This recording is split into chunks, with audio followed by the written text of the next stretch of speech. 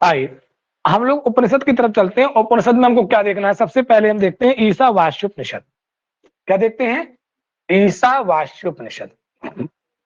कहां से लिया गया ईशावास्योपनिषद? शुक्ल यजुर्वेद। प्रकाश डालिए थोड़ा सा।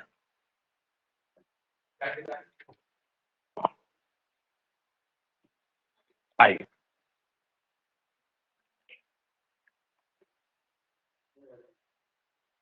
तो कितने मंत्र हैं इसमें? 18। ओम पूर्णमदः पूर्णमिदं पूर्णादम पूर्ण उच्यते पूर्णस्य पूर्णमादाय पूर्णमेव वाशिष्यते ओम शांति शांति शांति। 3 बार शांति क्यों कहा गया? आदि भौतिक, आदि दैविक और आध्यात्मिक तीनों प्रकार के दुखों को नाश करने के लिए हम लोग जब मंत्र पढ़ते हैं तो ओम शांति शांति शांति का उच्चारण करते हैं।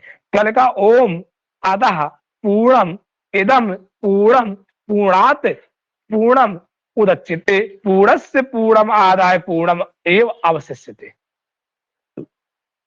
वास्तव में जो ब्रह्म है वो कैसा है? पूर्ण है। कैसा है वो? तो कहा लगा ओम, ओम माने सच्चित आनंद, सच्चिद आनंद घन। अतः उस परब्रह्म पूर्णम सब प्रकार से पूर्ण है। इदम इस जगत की पूर्णम पूर्ण ही है, क्योंकि उस पूर्ण से ही पूर्ण उत्पन्न होता है। जैसे अगर कोई पूर्ण नहीं है तो कैसे किसी को उत्पन्न कर सकता है? पूर्ण से पूर्ण उत्पन्न होने पर पूर्ण ही शेष रहता है। जैसे आप देखेंगे कि जल को लेने के बाद जल शेष रहता है और जल में मिला देने पर पुनः वो जल ही हो जाता है। अगर आप समुद्र से जल को ले तो आपने यूज किया और वो जल कहां जाएगा? पुनः समुद्र में। जितना भी जल है हम यूज करते हैं, सृष्टि का जो भी पदार्थ हम यूज करते हैं अपने जीवन में, वह सृष्टि का जितने भी हम लोग प्रकार से उपयोग करते हैं वो एक दिन उसी सृष्टि पर जाकर समाहित हो जाता है। वो कैसे होता है ये आप समझने के लिए आपको देखना पड़ेगा भौतिक जगत से और उस ब्रह्म के साथ सामंजस्य मिलाकर देखना पड़ेगा। जैसे आपने एक कलम ली तो एक कलम का निर्माण कैसे हुआ? इस भौतिक जगत से इसका निर्माण हुआ, पदार्थ से निर्माण हुआ, लेकिन एक दिन ये विनष्ट होकर उसी पदार्थ में पुनः जाकर विलय हो जाएगी। ये जैसे अभी आपने देखा तुर्की में बहुत भयंकर भूकंप आया जिसकी तीव्रता 9 पॉइंट कुछ थी। ठीक है, इतने आलीशान मकान बनाए और एक झटके में मकान जमी दोज हो गए। देखिए आप लोग कि नहीं देखे न्यूज में? है नहीं देखे? आप लोग न्यूज भी नहीं देखते हैं ना। अभी ताइवान, तुर्की आदि देशों पर बहुत भयंकर भूकंप आया है। संवेदना है हमारी इस उनके वहां के लोगों के लिए, आत्मा को शांति पहुंचे। और ऐसा प्रकोप नहीं होना चाहिए, लेकिन ये सच है कि जब प्रकृति से आप छेड़छाड़ करते हो तो उसका खामियाजा भुगतना पड़ेगा। प्रकृति का जो संतुलन है जब बिगड़ता है तो उत्तराखंड जैसे जगह पर भी दरारें पड़ जाती हैं और प्लेटें खिसकने लगती हैं। जीवन में भी ऐसे ही होता है, जब आपके मस्तिष्क पर दबाव पड़ता है तो व्यक्ति विचलित हो जाने लगता है। ऐसी पृथ्वी पर जब एक जगह दबाव पड़ता है तो दूसरी जगह से वो हलचल शुरू हो जाती है। अब कहते हैं कि आदाय निकाल लेने पर पूर्णम पूर्ण ही अवशिष्ट माने बचा रहता है। अर्थात पूर्ण के नष्ट होने पर, तो पूर्ण नष्ट नहीं होता कभी, पूर्ण से पूर्ण ही उत्पन्न हो सकता है उस ब्रह्म से। जैसे वेदांत कहता है कि जगत जो है ये मुझसे उत्पन्न होता है, मुझ पे ही आके समाहित हो जाता है। सांख्य भी यही कहता है कि सृष्टि की उत्पत्ति हमसे ही होती है, प्रकृति से ही होती है, पुरुष से ही होती है और पुनः आके प्रकृति में विलीन हो जाती है। वेदांत भी कहता है एको ब्रह्म द्वितीयो नास्ति, एक ही ब्रह्म है। ये जगत जो संसार है व्यष्टि और समष्टि के भेद से ये मुझसे उत्पन्न होता है, मुझ पर ही आकर, इसलिए वहां पर लूता, लूता माने क्या होता? मकड़ी। तो मकड़ी का उदाहरण दिया कि जिस प्रकार से मकड़ी जाले को बुनती है अब पुनः उस जाले का निग्रहण कर। बहुत बताने के लिए, लेकिन समय इसकी इजाजत नहीं देता है, मैं इसकी ज्यादा व्याख्या नहीं करूंगा। वह सच्चिदानंद परम पुरुषोत्तम सब प्रकार से सदा सर्वथा परिपूर्ण है। वह जगत भी उस पर ब्रह्म से पूर्ण है, क्योंकि वह पूर्ण उस पूर्ण पुरुषोत्तम से ही उत्पन्न हुआ है। तो जगत कैसा है? ये पूर्ण। ओम ईशावास्यमिदं सर्वम यत् किंचन जगत्याम जगत तेन त्यक्तेन भुंजीता मा गृधा कस्य स्वेधनम। स्वेधनम माने कस्य स्वेधनम, किसका है? अर्थात किसी का नहीं है। और धनम माने धन, भोग पदार्थ। इस संसार में जितने भी भोग पदार्थ आपको दिखाई दे रहे हैं आपको लगता है आपके हैं, नहीं वो आपके नहीं है। आपको लगता जरूर है कि आपके हैं। कोई भी पदार्थ संसार में, चाहे वो रिश्ता हो चाहे कोई पदार्थ हो, वो आपका है ही नहीं। यही तो मिथ्या ज्ञान है। गीता और ईसावास्य उपनिषद में बहुत कुछ समानता मिलती है। आप देखिएगा, पढ़िएगा, इसका चिंतन करिएगा। ये भी कर्म की प्रधानता को बताता है और ये भी ब्रह्म के साक्षात्कार को दिखाता है। क्या लिखा है? जगत्याम अर्थात अखिल ब्रह्मांड में यत किंच, जो कुछ भी है, यत माने जो, किंच माने थोड़ा बहुत, जो कुछ भी दिखाई दे रहा है तुमको, जगत जड़ चेतन स्वरूप जगत में, इदम माने ये, सर्वम माने समस्त, ईसा माने ईश्वर से, वाष्य माने व्याप्त है, तेन उस ईश्वर के साथ रखते हुए यज्ञ त्याग पूर्वक भोगते हुए माँ ग्रथा आसक्त मत हो। माँ ग्रथा माने आसक्त मत हो। हम लोग आसक्त हो जाते हैं किसी पदार्थ, किसी वस्तु, किसी विषय पर, और वही आसक्ति हमको दुख का कारण बनाती है। धनम, धन भोग पदार्थ अर्थात किसका है? अर्थात किसी का नहीं है। इसलिए धन के संचय में ज्यादा दिमाग मत लगाइए। कुछ लोग होते हैं, उनको पैसे की इतनी भूख होती है, इतनी भूख होती है कि वो पैसे के चक्कर में सब कुछ भूल जाते हैं और बाद में दुख का वो भोग करते हैं खूब। वो सब कुछ भूल जाते हैं। और जो व्यक्ति समझदार होते हैं वो पैसे को मानते तो हैं, मैं ये पैसे की सत्ता को नकार नहीं रहा हूं, मैं लक्ष्मी को नकार नहीं रहा हूं, लेकिन उसकी सत्ता भी एक समय तक सुख को दे सकती है, इसके बाद नहीं। कई लोग आपने देखा होगा, जैसे कल ही आप लोगों ने एक प्रसंग बताया कि सर उनके पास सब कुछ है, लेकिन आज वो भोग करने वाला कोई नहीं बचा। क्या होगा इस पैसे का? यही रह गया ना ये मंत्र, माँ गधा कस्य स्वेधनम। ये धन किसका है? अर्थात किसी का नहीं है। आपके बैंक में खाते में 20-25 लाख पड़े हुए हैं, आप रास्ते में जा रहे हैं, आपने देखा होगा, मैंने तो अभी कल न्यूज में देखा कि रास्ते में गाड़ी जा रही थी, एक्सीडेंट हुआ, दोनों लोग एक्सपायर हो गए। उनके खाते में पैसा पड़ा है। अब बैंक वाले कहते हैं नॉमिनी कौन है? नॉमिनी, जो नॉमिनी उसको मिलेगा ना। नॉमिनी वाला कह रहा है कि पहले स्टाम्प बनवाओ, वो पैसा भी तुम्हारा इतनी आसानी से तुमको मिलने वाला। और कितने ऐसे लोग जो नाम, जिनको पता नहीं होता, ऐसे कितने जिनके पास 8 से 10 हजार रुपए खाते में होता है, नॉमिनी के चक्कर में पैसा छोड़ देते हैं और बैंक उसका खूब उपयोग करता है। बहुत सारे ऐसे केसेस मिलते हैं, बहुत ज्यादा ऐसे केसेस। क्योंकि इतने बात तुमको चक्कर लगवा देंगे ना, तो तुम्हारी आत्मा तृप्त हो जाएगी, कह देंगे माँ गृधा कस्य स्वेधनम। धन किसका है? छोड़ो। बैंक वाले कहते हैं माम और आम, है ना। आइए, मंत्र समझ में आ गया होगा ना ये वाला? तो कहते इतना अच्छा समझाया दिए, क्या समझ में आए? तो क्या लिखा है? कुर्बन एव इह, कुर्बन इह कर्माण एव जिजीवेशितम क्षमा एवं त्वयि नान्य। तो ना अन्यथ, क्या लिखा है? ना अन्यथा अस्ति, तो ता अस्ति है ना, इत ना कर्म लिप्यते नरे। तो मनुष्य को किसमें लिप्त नहीं होना चाहिए? कर्म है। इस जगत में कर्माणि शास्त्रीय कर्मों को कुर्बन, ईश्वर पूजार्थ करते हुए ये भी सतम 100 बार तक जिजी विशेष जीने की इच्छा करनी चाहिए। एवं इस प्रकार कर्म किए जाने वाले कर्म त्वयि तुझे नरे माने मनुष्य में न लिप्त माने लिप्त नहीं होंगे। इससे भिन्न अन्य कोई अर्थात मार्ग नहीं है जिससे कि मनुष्य कर्म बंधन से मुक्त हो सके। तो कोई भी व्यक्ति अपने कर्म के बंधन से मुक्त नहीं हो सकता, चाहे जो कर्म आपका है उस कर्म का भोग तो आपको करना ही पड़ेगा। आगे कहते हैं असुरिया नामते लोकांधीन तमसा आवृता। क्या लिखा है? आवृता ताम, देखो क्या लिखा, ताम लिखा है ना कि तान, मां नहीं है, तान ना, अनुस्वार किसका उच्चारण कर रहा? ना का। ते प्रत्याभिगच्छन्ति ये के चा आत्म महीनो जना। आत्म हना, तो हन हो गया ना। आप जहां पर ता लिखा ना वहीं पर ना लिख ली, तान अलग से लिख लीजिए वहीं पर, तान।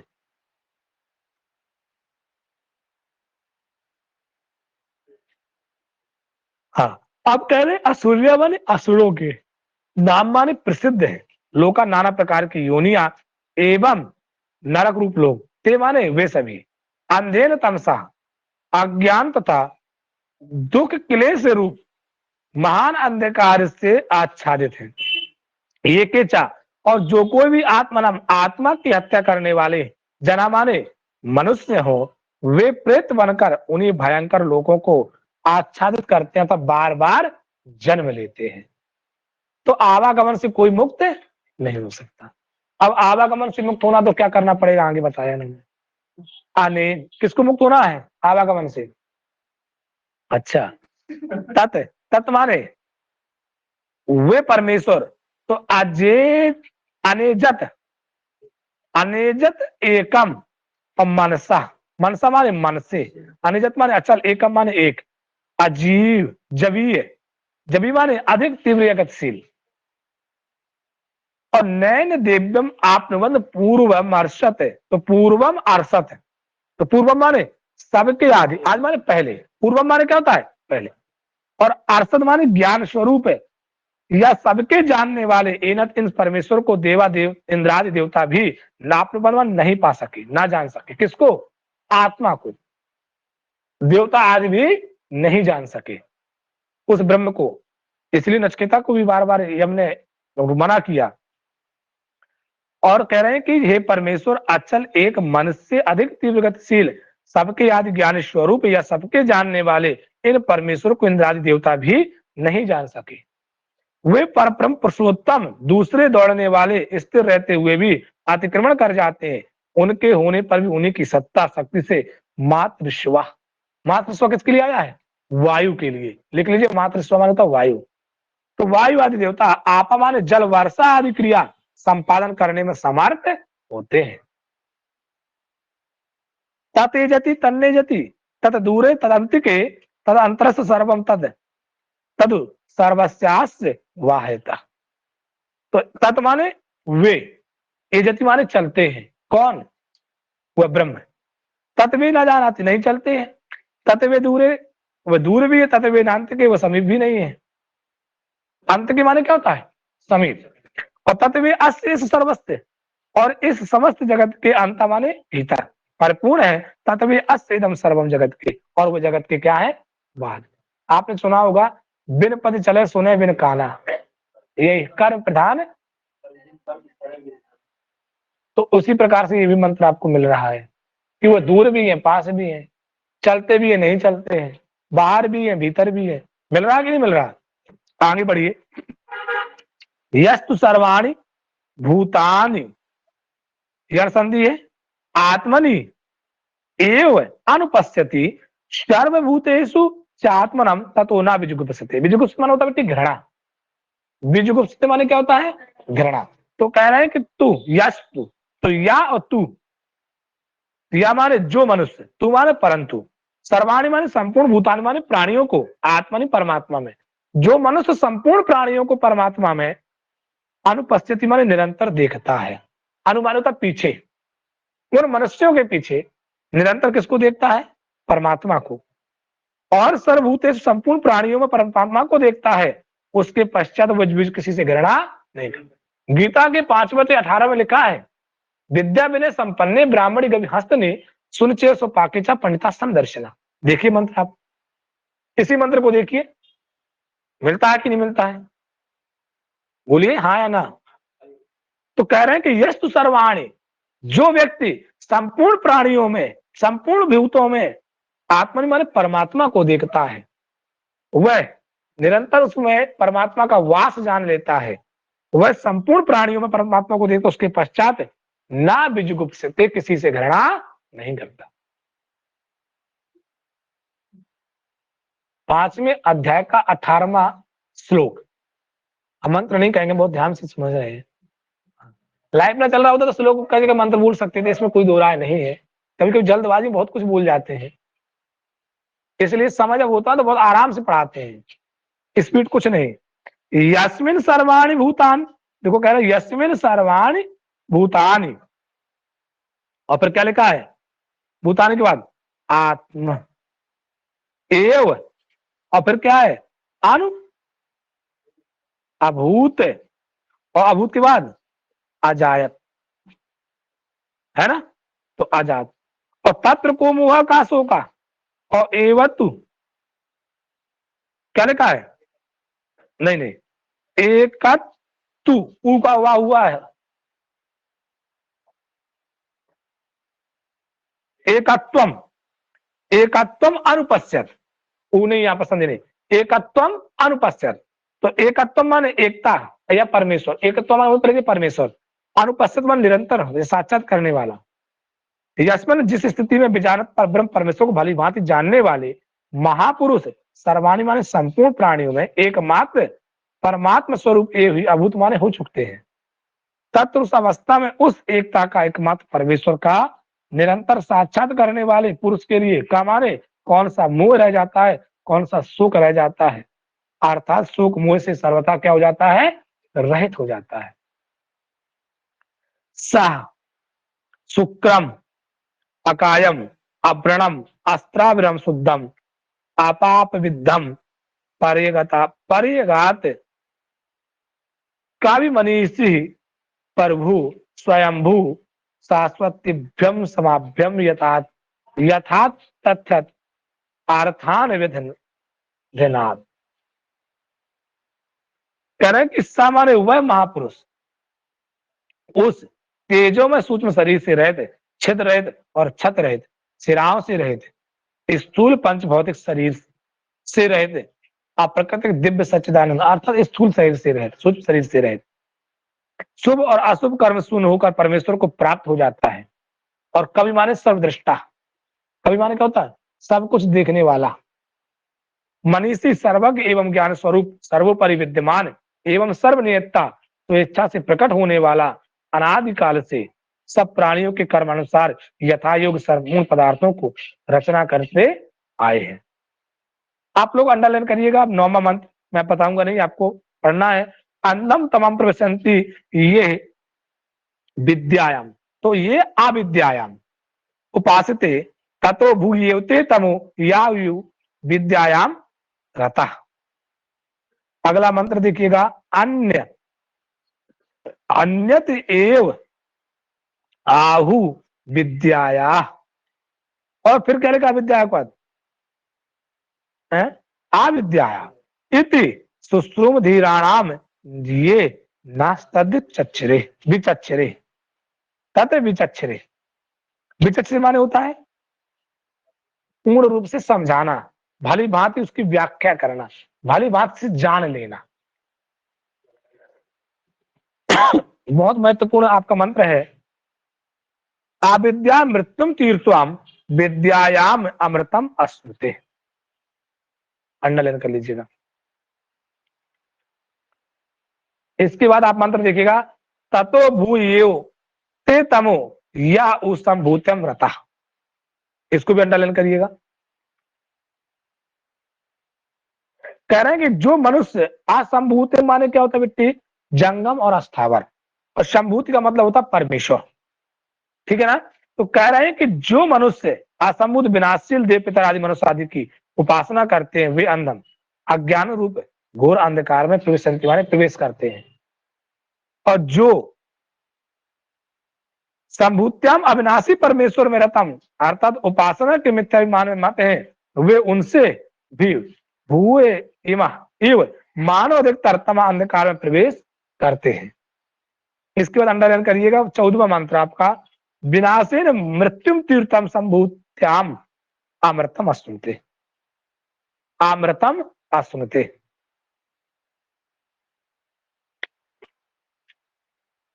इसके 17वां मंत्र आप देखिएगा, ओम कृतो अस्मर कृता अस्मर कृतो अस्मर कृता अस्मर। हाँ 17वां। आ जाइए केनोपनिषद पर, बस उसको पढ़ लीजिएगा। केनोपनिषद कहां से लिया गया है, सामवेद के तवलकार ब्राह्मण। यह उपनिषद सामवेद के तवलकार ब्राह्मण से लिया गया। इसको जैमिनी उपनिषद भी कहा जाता है। क्या कहा जाता है इसको, जैमिनी उपनिषद। तवलकार ब्राह्मण के अस्तित्व के संबंध में कुछ पाश्चात्य विद्वानों को संदेह हो गया, परंतु डॉक्टर वर्नेल ने कहीं से एक प्राचीन प्रति मिल गई, अब संदेह जाता कि सबसे पहले केन शब्द आया है। इस उपनिषद में सबसे पहले कौन शब्द आया, केन शब्द। इसी से इसका नाम क्या पड़ गया, केनोपनिषद।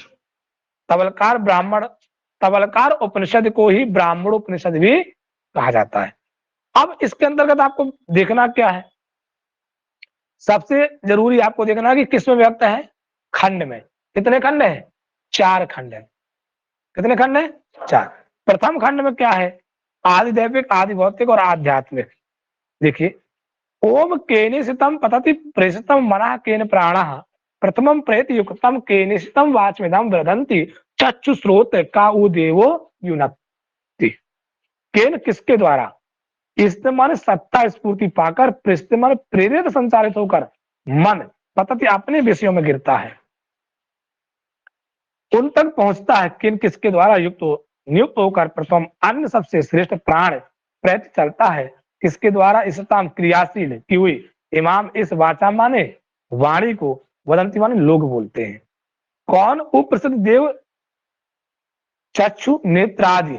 तो चक्षु के नेत्रादि का मतलब क्या, ज्ञान इंद्रिया। प्रोत्तम कर्म इंद्रियाणी को, कर्ण इंद्रिया को नियुक्त करता है और अपने विषयों में अनुभव कराता है। कौन, नहीं मिला क्या, कुछ लोगों को नहीं मिला होगा, हमको पता है।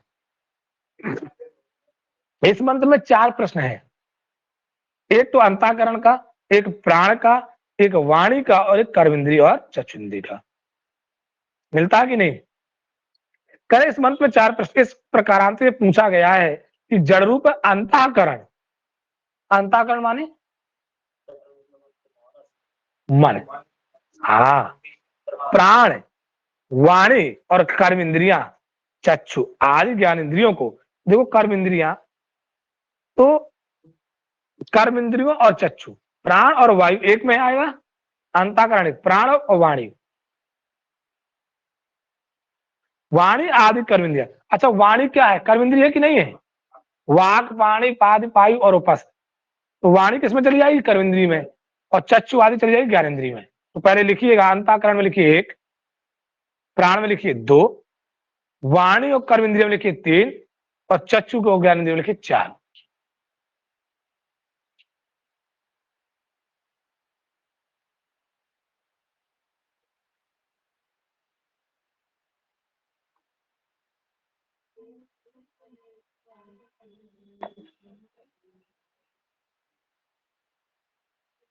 अच्छा, मन का विषय क्या है, संकल्प विकल्प है। अहंकार का क्या है, अभिमान। बुद्धि का क्या है, निश्चय करना। निश्चयात्मक कौन है, बुद्धि। सबका अपना अपना विषय है, व्यापार है, वो ये बताना चाहते थे। आप कह रहे हैं कि ज्ञानेंद्र को अपना अपना कार्य करने की योग्यता प्रदान करने वाला, उन्हें अपने अपने कार्य प्रवृत्त करने वाला कोई सर्वशक्तिमान चेतन है, वह कौन है और कैसा है। क्योंकि जब बोल रहे हैं तो बोलने की कोई शक्ति देता है, सोच रहे हैं तो सोचने की कोई शक्ति देता है, चल रहे चलने की कोई शक्ति देता है। जैसे कि आपको 33% पढ़ाएंगे वहां पर, श्रोतस श्रोतम मनसो मनो यत वाचो हा वाच सा उ प्राणस्य प्राण चक्षु। तो क्या लेगा, चक्षु से, चक्षु। और फिर क्या है, अच्युतम उच्च धीराम प्रेत्यास्म लोकाद अमृतम भवंती, अमृता भवंती। यत माने जो, मनसा माने मन का कारण है, प्राणस माने प्राण का प्राण है, वाच माने वाक इंद्रिय का वाचक है, वाक है, श्रोत श्रोत इंद्रिय का स्रोत है, वो चक्षु माने चक्षु इंद्रिय का चक्षु है, सामान्य वह ही, धीरा माने ज्ञानी जन अतिमुच्च जीवन मुक्त होकर इस लोक से प्रेत्य माने जाने के बाद, अमृता माने अमर, भवंती माने हो जाता है।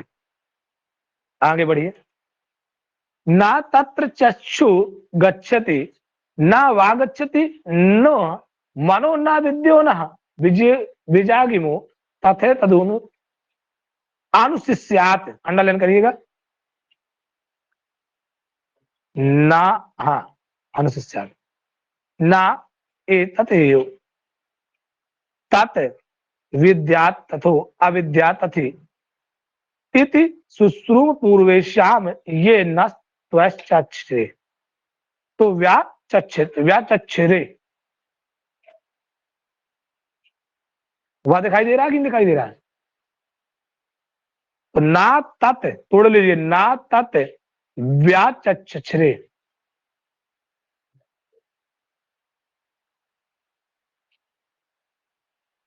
तत् किसके लिए आया है? ब्रह्म के लिए।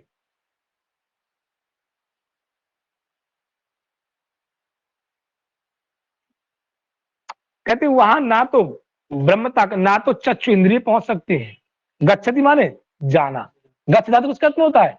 जाने के लिए। और ना वाक इंद्रिय अर्थात कर्म इंद्रिय जा सकती हैं, ना मन और ना अंतःकरण।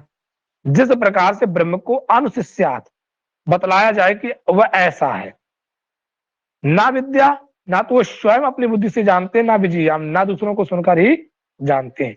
तत् वह विदितात जाने हुए, जानने में आने वाले पदार्थ समुदाय से अन्यत एव भिन्न ही है, अथो और अविदितात ना जाने हुए से भी आज ऊपर है। इति पूर्वे शाम अपने पूर्वाचार्यों के मुख से सुश्रुमा ने सुनते आए हैं, ये इन्होंने हमें उस ब्रह्म का तत्व व्याचक्षे में भली भांति व्याख्या करके समझाया। उस ब्रह्म को ना तो नेत्रों से देखा जा सकता है, ना कर्म इंद्रियों के द्वारा उसको जाना जा सकता है, ना ज्ञान इंद्रियों के द्वारा जाना जा सकता है, और ना मन और बुद्धि के द्वारा उसका साक्षात्कार किया जा सकता है। आगे देखो, चौथे में लिख लीजिए वाणी, पांचवें मंत्र में लिखिए मन, छठवें में लिखिए आंख, सातवें में लिखिए स्रोत, पांचवें में लिखना मन, छठवें में आंख, सातवें में स्रोत, आठवीं में प्राण। बाकी और समझना होगा तो आपको पुनः इसके लिए पढ़ना पड़ेगा, है ना। हाँ, रिवीजन क्लास चल रही है, इसमें पूरा व्याख्या नहीं बता पाएंगे। अब आइए द्वितीय खंड में। आत्मना विद्यन्ते वीर विद्यायाम विद्यते अमृतम। आत्मदा अंतर्यामी परमात्मा से, 57 पेज पर देखिएगा।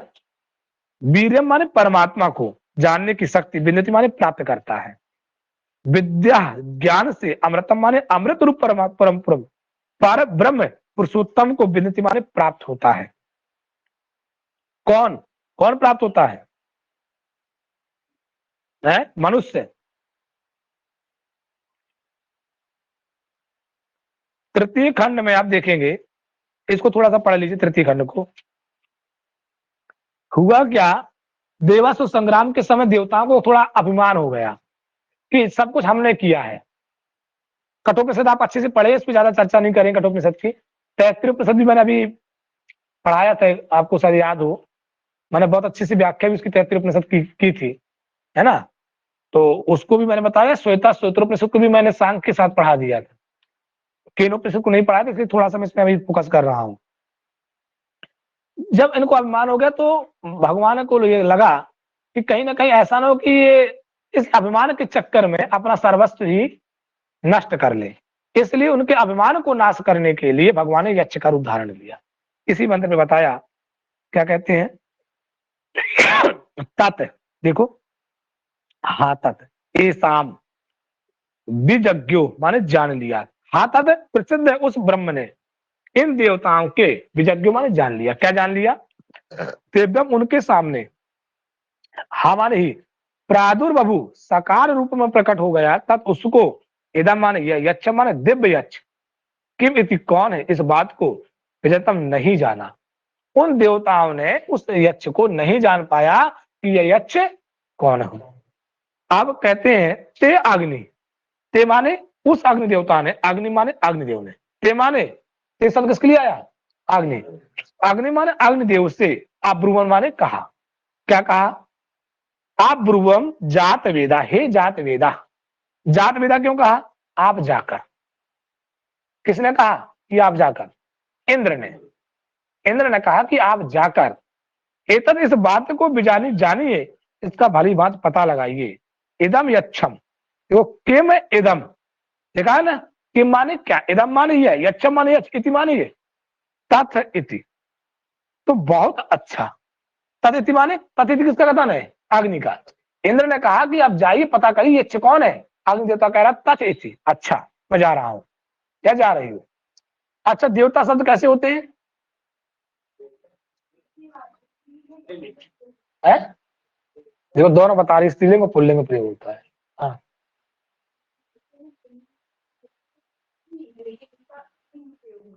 मैं ये पूछ रहा हूँ तो बेटी दो विरोधाभास मत बोलो, आप सीधे पूछो कि देवता शब्द स्त्रीलिंग है या पुल्लिंग है, बस ये जानना चाहिए। कैसा है? देवता शब्द स्त्रीलिंग है। अब ये मत बताओ कि उसमें होता है इससे इसमें किया जाता है, बेटी तुम कंफ्यूजन में रहोगे, सब कंफ्यूजन। कौन प्रत्यांत है देवता में? तल प्लस टाप, तल प्लस आई। तो इस बात को उन्होंने कहा ठीक है। तब कह रहे तत् अभ्यद्रवत, दौड़कर, अभ्यद्रवत माने दौड़कर। कौन दौड़ कर गया? अग्नि। तम उस अग्निदेव से अभ्यवत माने उस दिव्य ने पूछा। क्या पूछा? का अस इति, तुम कौन हो? अबृत, अग्नि ने कहा। अबृत माने बोला। तो क्या बोली? अहम माने मैं, वै अग्नि, मैं प्रसिद्ध अग्निदेव हूं। आस्म इति, अहम वै, मैं ही जात वेदा नाम से आस्ति इति से प्रसिद्ध हूं। तस्मिन त्वयि, तो उक्त नाम वाले तुम अग्नि में किम वीर्यम, वीर्यम मानो होता सामर्थ्य, तुम्हें क्या सामर्थ्य है? इत, यह बात, अब यदि मैं चाहूं तो पृथ्व्याम माने पृथ्वी में, यत इदम जो कुछ भी है, इदम सर्वम सब सुदयम माने जित जला, तो दह्यम इति जलाकर, दह्यम माने जलाकर, इति माने इसे, इस पृथ्वी में जो कुछ दिखाई दे रहा है इसको जलाकर मैं भस्म कर दूं। इस पृथ्वी में जो कुछ भी है उसको जलाकर मैं क्या कर दूं? भस्म। मुझ में ये सामर्थ्य है। अभिमान देखिए इसका। तब कहते हैं तस्मय तृणम, तृणम माने तिनका, और निधनऊ माने रख दिया। किसने रख दिया? उस यक्ष ने। उसने कहा अच्छा ऐसी बात, चलो देखते हैं भाई, हो सकता है तुम्हारे अंदर सामर्थ्य हो। तब कह रहे हैं कि तत् उस यक्ष ने, तस्मय उस अग्निदेव के सामने, तृणम माने एक तिनका, निधनऊ माने रख दिया। इति इस प्रकार, ये तत्, देखो तत् उपप्रेयाय, तो तत् उपप्रेयाय उस तिनके पर टूट पड़ा। कौन टूट पड़ा? अग्नि। तद उसको दग्धुम माने जलाने में ना ये उस शाम किसी प्रकार समर्थ नहीं हुआ। उसने अपना प्रकोप दिखाया उस तिनके को जलाने के लिए, लेकिन उस तिनके को नहीं जला पाया। निवृत्ति माने लौट गया। एतद विज्ञातुम, जानने में ना असकम, समर्थ नहीं हो सका। एतत यह यक्षम, दिव्य यक्ष, यक्ष कौन है? जब उसने तिनके को नहीं जला पाया तो स्वयं अपने आप को अपमानित महसूस करते हुए वहां से लौट गया। कहा? इंद्र के पास। अथ, अथ माने तब,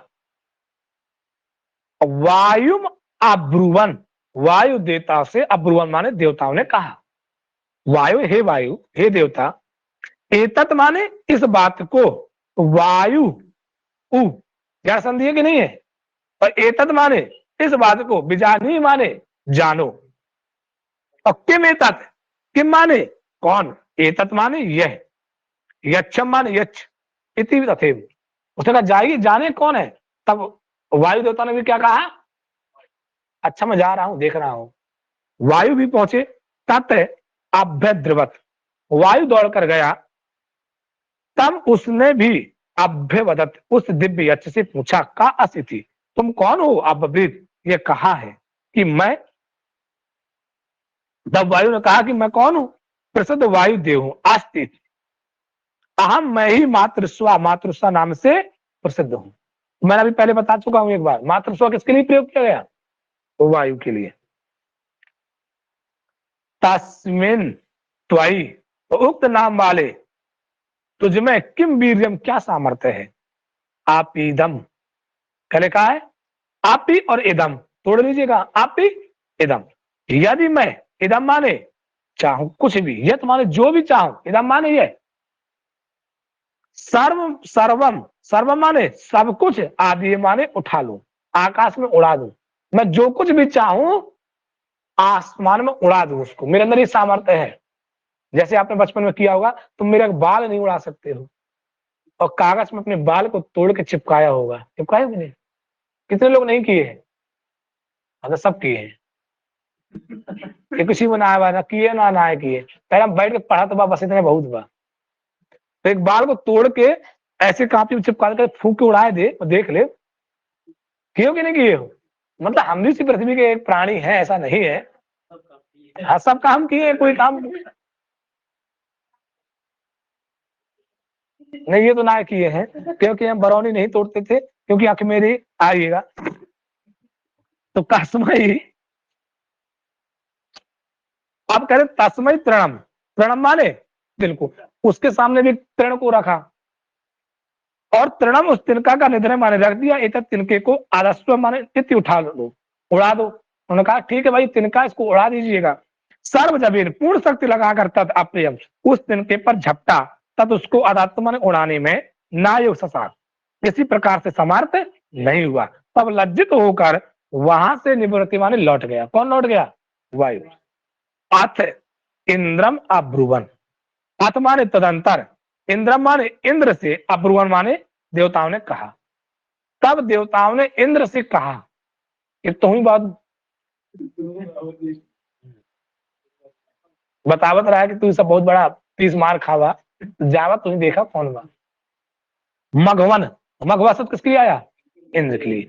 तो मघवन एतत्, इस बात को भी जानिए, आप जानिए वाली बात बता। लेकिन इंद्र को इतना घमंड था, इतना घमंड था, इसलिए यक्ष वहां पर रुके नहीं।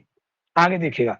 तब इंद्र ने कहा था इसी प्रकार तद अभ्रद्रवम, और वो इस यक्ष की दौड़कर गए, परंतु वह दिव्य यक्ष तस्माद, उसके सामने से तिरोधते माने अंतर्धान, अंतर्धान ध्यान से देख लीजिए कैसा लिखा, शुद्ध शुद्धि पूछा जाता है, उनके सामने से तुरंत ही वो अंतर्धान हो गए। आइए, तब कहते हैं सा तस्मिन एव आकाशे बहु शोभमानाम स्त्री माने देवी। तो ते माने वैश्येंद्र, उसी आकाश प्रदेश में यक्ष के स्थान पर अतिशय सुंदरी देवी हिमांचल कुमारी उमा के पास आ पहुंचे। ताम उसने उवाच, बोले हे देवी, एतत यह यक्षम दिव्य यक्ष इति कौन था? तब बताते हैं कि सा भगवती उमा देवी सा ब्रह्मेत हा उवाच, सामान्य वह भगवती देवी ने उवाच स्पष्ट कर दिया कि ब्रह्म इति, पर ब्रह्म क्या है? परमात्मा थे वो। ब्राह्मणो वा एतद् विजयते मयि अध्वम इति ततो हा एव, पहले कहा हा एव, हा माने निश्चय, एव माने ही, तत् माने उमा के। इस कथन को सुनकर अब तो भाई साहब देवताओं की हवा निकल गई। हवा तो निकल ही जाएगी।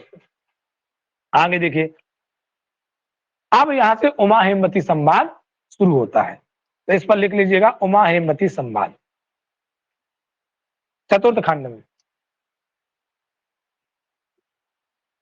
वे इसलिए तीनों देवता जो कि अग्नि वायु इंद्र के सामने प्रसिद्ध हैं, दूसरे चंद्रमादि देवताओं की अपेक्षा मानव अतिशय श्रेष्ठ हैं, क्योंकि उन्होंने ही इन अत्यंत प्रिय और समीपस्थ परमेश्वर को स्पर्श किया है। उन्होंने ही इनको सबसे पहले जाना है, ये साक्षात परब्रह्म परमेश्वर है। इसलिए इस इंद्र ने देवताओं की अपेक्षा मानव अतिशय श्रेष्ठ है, क्योंकि उनसे इन अत्यंत प्रिय और समीपस्थ परमेश्वर को उमा देवी से सुनकर सबसे पहले मन के द्वारा स्पर्श किया, उसी ने इनको अन्य देवताओं से, अन्य देवताओं से विदाचकर्मा ने भाली भांति जाना, ये साक्षात परब्रह्म पुरुषोत्तम है। तस्यैव आदेशो यत एदं विद्युतो विद्युत आह इति इत निमिषतम आह इति आदिदेवतम। अच्छा, निमिषत माने क्या होता है? निमिषत, नेत्रों निमेष माने होता पलक, तो देवताओं की क्या नहीं होती है? निमेष नहीं होती, पलक नहीं होती है। हाँ, तो तस उस ब्रह्म का यह आदेश सांकेतिक उपदेश है कि जो कुछ, जो कि यह बिजली का चमकना सा है, इस प्रकार ये तो जो नेत्रों का चमकना सा है, इस प्रकार ये आदिदैविक उपदेश है, जो कि आदिदैविक का मतलब देवताओं के द्वारा।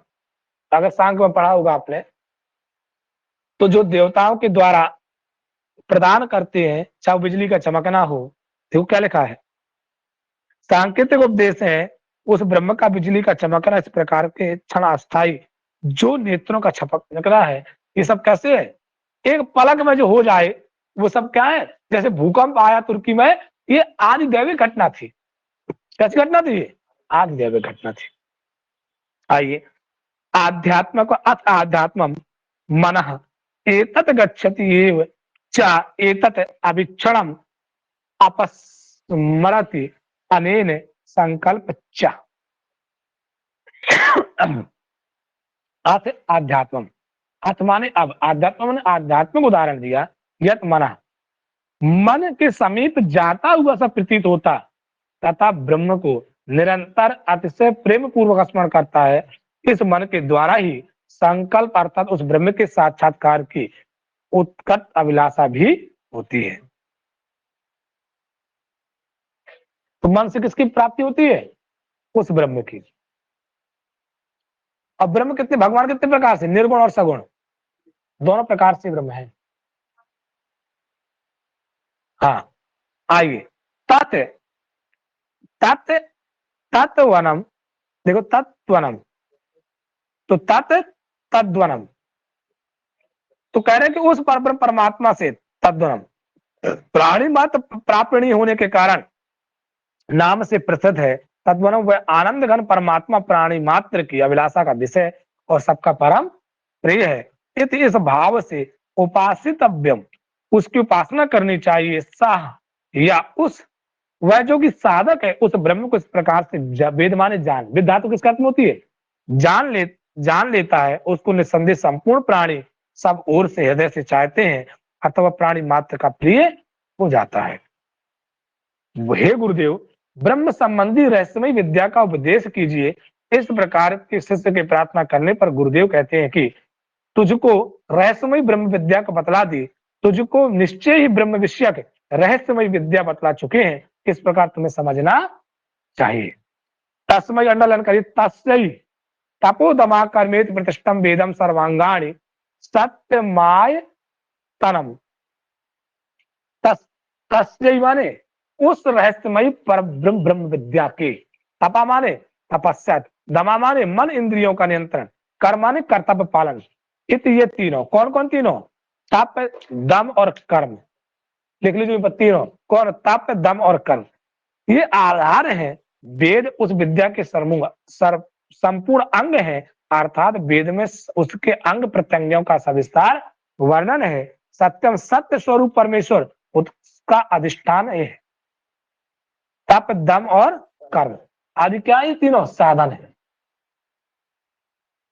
अंतिम है, यो वा एताम एव वेदाप्रतम पाप मान मनते स्वर्गे लोके जे प्रतिष्ठति प्रतिष्ठति।